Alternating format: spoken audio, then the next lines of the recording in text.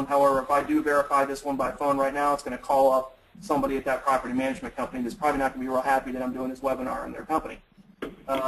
The other one, of course, is by postcard, and this one is the one I normally use because in general I'll use the phone number would be like an 800 or a toll-free number that goes to the receptionist desk, and I wouldn't be there to answer it to receive a personal identification number to type in to verify it.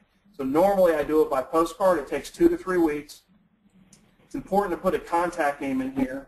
So you would type in your name or whomever you would like it to go to that's going to do it on your behalf, and when they receive that to let you know. And then you can click finish, and it'll send that information out. I'm not going to hit finish obviously here for this demo. So do we have any questions lined up? Can I ask a question? I have a quick question. Sure. Yeah. This is Nicole from Abigail Michaels. Hey. Hi. My question is this. So I was going along with you as you were doing it, and when I get down and when I finish and I hit to submit, and it pops up for the category section for me.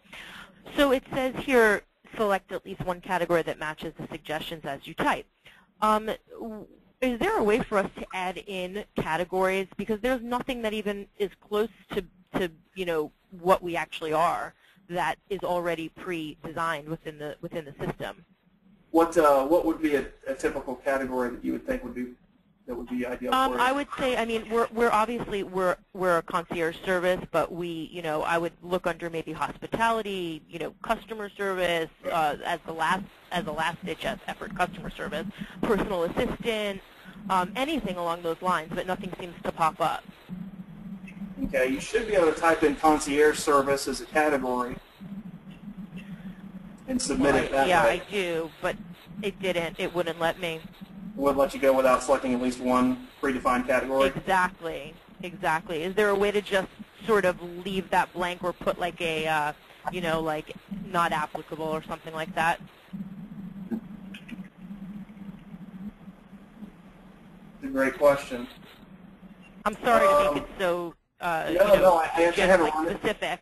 I haven't run into that problem, but normally there's always at least one category that would work, and then you can add additional categories even if it's not in the list. I'll have to find out and get back to you and have Priscilla send that information out to you as far as what the procedure would be if there's an impasse there as far as category. Okay, yeah, that's great. Just so that I can. Yeah, there's going to be a category suggestion process. More than likely, Google will come back and suggest an alternate category for you to list your business in while they're considering adding the additional category. Okay. So we'll find out for you and get that back through Priscilla. Okay, and then we have one more question. But before I read it, can everybody who is on the phone and not speaking at the moment, can you go ahead and mute your phone because we're getting some feedback? The question I have is from Courtney Stevens, and she's asking, we have a lot of trouble claiming by postcard. Do you have any tips? Well, the only thing I can tell you is that you need to make sure that, because the only trouble with postcards that I've ever had was with multiple locations where the postcards probably are arriving at the correct location, but nobody's looking for them or the person's attention to has not been submitted. So if you're not putting in contact name and then notifying people in each of those offices to diligently look for a postcard and to be able to describe what it looks like is helpful too. So in the case of Google, it is almost like one of those little, not that I've ever received one, but like an NSF type of thing where it's like a little 3x5 postcard where it has a perforated lines and it says Google on it. That's what it'll look like. If it comes from Microsoft, it's a full-size letter in a windowed envelope. So they have various types of postage, and to be able to make sure that you have somebody set up who you can rely on that does check their mailbox and would be responsible enough to identify it and then call you back or email you with the PIN number is critical, because I have had similar problems with companies where the remote locations were perhaps a realty office or, and there's not really a steady office manager. There's people kind of coming and going, and it's, you know, sometimes you have to do it 2 or 3 times before somebody actually receives it and follows through with it. So I feel your pain, but it's just a matter of the correct address, the correct contact name, and making sure that person understands what their responsibilities are on the other end, because it will come. They're very reliable as far as sending it.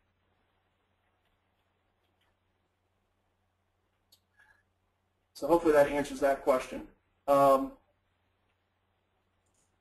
that's essentially it. The moving forward, you know, a couple things just to reiterate. You know, these are just remember when you're setting up your listing is add as many categories as you offer. This is going to help in the search process. Be sure to add all service areas to the service areas and locations section. Always upload at least 1 photo. I recommend if you just go ahead and max it out, put all 10 photos up there, as well as video. If you have video, you know, if it's a webinar, if it's a commercial, if it's, you know, sound bites, if it's something that you're using for social media, whatever is relevant, go ahead and upload that or link to it through your YouTube page. It's not only does it capture the interest of users, but Google in particular and most of the other search engines that have business directories will create a little mini thumbnail of the video and the photos if they're available right in the search results. So it's more eye candy to create an interest in clicking your business directory listing over somebody else's. Simple as that. Plus, there's some SEO value too. There's, you know, the theory is that based in you know, ranking in the business directories is kind of a difficult question, but it does run along the same lines as a web page. So the more dynamic content, the more engaged, the more reviews and so forth, the more videos and photos, that all factors in. And be sure to use as many keywords and phrases that are relevant to your service offerings as possible in the additional details section. Those are pretty much the high-level things to remember. Now that you know, okay, basically, you know, I either need to go and create a new listing after I search for an existing listing, or I need to edit and claim a listing if it's out there and it already exists, which is what happens in most cases. Now that I've done that,